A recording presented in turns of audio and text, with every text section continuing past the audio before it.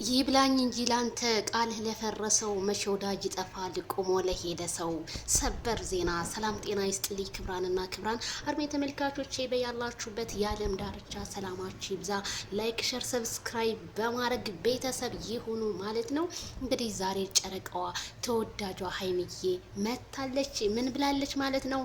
ጸጸት ያለፈውን አይለውጠውም ጭንቀትም ነገን አያስተካክለውም ብላለች። እንግዲህ መልእክቷን እያስተላለፈ ትገኛለች ለብሩኬ። ምክንያቱም ብሩኬ አትጸጸት ሳይሆን ነበር እንጂ ወጥሮ መደቆስ አሁን ምን ያደርጋል ድስት ጥሎ ማልቀስ። እኔ ብሩኬና ሀይሚ ሲመላለሱ በጣም ነው ደስ የሚለኝ። ምክንያቱም አብረው አይተናቸዋል፣ አብረው ብዙ ነገር አሳልፈዋል እና ጥላቻ ለማንም አይጠቅምም። ሀይሚ አይ ትገጥሚያለሽ እኮ ብቻ አይገልጸውም። አንቺ ብቻ ግጠሚ የኔ እናት። ሌላው ዝም ብሎ ከዳር ሆኖ ያጨብጭብ ማለት ነው። መቼም ጊዜው ላጨብጫቢ ነው የሚሆነው ሀይሚትዬ። እና ብዙ ጥላቶች ቢኖሩሽም ቢረባረቡም አንቺ ግን መቼም አትወርቂም።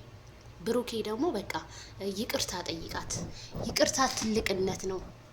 ምክንያቱም ሀይሚዬ ቶሎ ነው የሚሰማት ቤተሰቦች። ስለዚህ ብዙ ኮሜንት ትናንትና በተሰራው ቪዲዮ ላይ ሀይሚዬ በቃ ውሃ ስለደፋሽበት ይቅርታ ተጠይቁ፣ ይቅርታ በላት ወይም ይቅርታ በይው በቃ ምናምን ልብስ ቅያሬ ስጪው ምናምን ስትሉ ነበር። የሰው ልጅ ፍቅር ካለ ሁሉም ነገር አለ እኮ ይባላል ማለት ነው። እና ሀይሚዬ አይዞሽ፣ ጸጸት ከባድ ነው።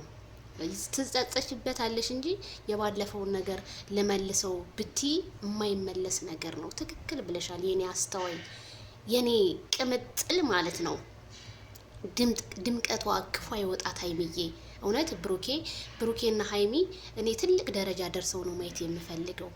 ምክንያቱም እኔ እንጃ ይሄ ፍቅራቸው በቃ እስከ መጨረሻው በቃ እኔ ሀይሚዬና ብሩኬን የምመኝላቸው ልክ እንደ አብርሽና እንደ ሩታ ትዳራቸውን በአንድ መስርተው በቃ ካሉት በላይ ብዙ ነገሮችን አግኝተው ያንን ነው የምመኝላቸው።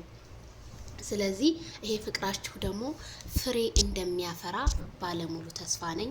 አሁንም ፍሬ ያፍራ። ብዙ በመካከላችሁ ብዙ ነገር ሊያጋጥማችሁ ይችላል። ያንን ውጣ ውረድ ደግሞ እንደምንም ብላችሁ አሳልፋችሁ ነጥቡ ላይ ድረሱ ነው የሚለው ቤተሰብዬ። ላይክ፣ ሸር፣ ሰብስክራይብ። ባይ ባይ።